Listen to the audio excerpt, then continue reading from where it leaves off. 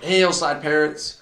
I just wanted to reach out and let you guys in on something special that we're doing right now and kind of a special moment that we had last night.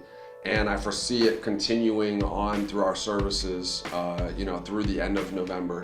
Right now, we're in a series called Heart After, and we're exploring the Psalms and seeing how David and the other authors of those Psalms had their hearts after different things. And, we know that our hearts are after success, our hearts are after good lives, our hearts are after joy and peace and comfort and just all of the things, love, relationship. And, our hearts are after all those things.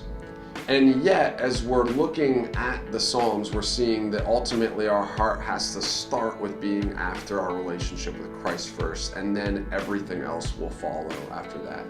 And so last night, we started kind of, I guess you could say, interacting even more with the Psalms because I want this series to be very tangible to our students. I've already told them I don't want it to just be something where they come and listen, but I want them to be involved and experience the Psalms with me as I'm reading through them and learning more about them. And so last night, you may have seen this come home with your student last night. They also had the ability to leave it with me in my office so that didn't get to it. This is a little journal that we had for our students. And so over the next few weeks, as we continue in the Psalms, at the end of every single night as we're finishing in kind of worship, is we are going to step back and take a moment to write our own Psalms out of what's going on. Sometimes, like last night, was Psalm 23, where David is meditating on how God is a good shepherd. He's an amazing host that provides and protects for his spiritual and physical needs. And so last night, maybe your student was writing something about meditating about God and his presence in their lives and his goodness in their lives. But as we go on and we talk about bigger things and we talk about hard topics and how the psalmist wrestled with certain hard topics, the goal is for us to all be coming in contact with what is going on, what's going on in our heart, what's going on in those deep layers that aren't getting out. In the midst of all of this communication that takes place on social media, it seems to be so superficial.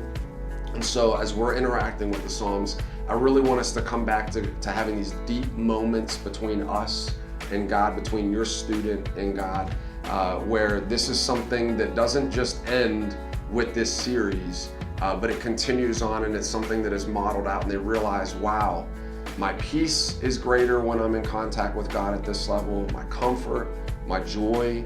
I pursue things of God whenever I'm in this relationship with him. And so that's really where this all is going, is setting up those habits of coming in contact with what's going on in deep levels of our heart. So I just wanted you to hear that.